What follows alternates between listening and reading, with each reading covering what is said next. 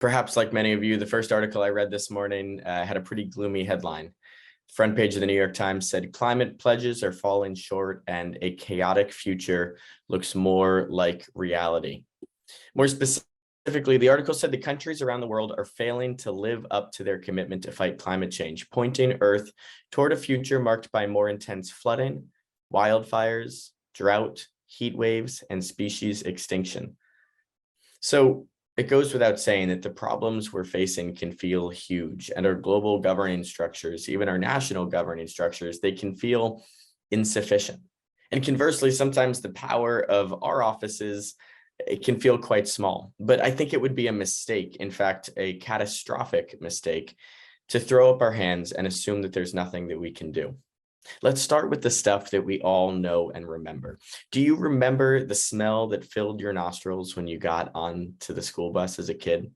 That dangerous diesel exhaust, it actually has a very real negative impact on the health of young people. In fact, kids spend on average more than 20 minutes a day inside a school bus, and the pollution inside that school bus exceeds the pollution outside of it by about 5 to 10 times. That exhaust worsens cognitive and respiratory health.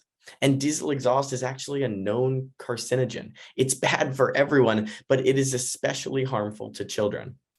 Thankfully, school districts now have another choice. They can use zero-emission school buses instead. But their deployment has been too slow. And frankly, local and state governments, they have been distracted, as though there's anything more important than protecting the lungs of the next generation. So it's time to make electric school buses the rule and not the exception. I'm excited to hear from my fellow speakers today, but I want to tell you very briefly about what we're up to here in Connecticut. We applauded President Biden's inclusion of $5 billion in the bipartisan infrastructure package to help school districts electrify their bus fleet. This money is available through the EPA's Clean School Bus Program, and it is historic and game-changing. But we also know that it's not going to be enough alone to get the job done. State and local governments have to be partners in this historic undertaking. So this past year, we passed Senate Bill 4, or the Connecticut Clean Air Act. Specifically, sections 12 and 13 of that bill provide a matching grant program, because we know that the $5 billion in competitive grants require state investment too.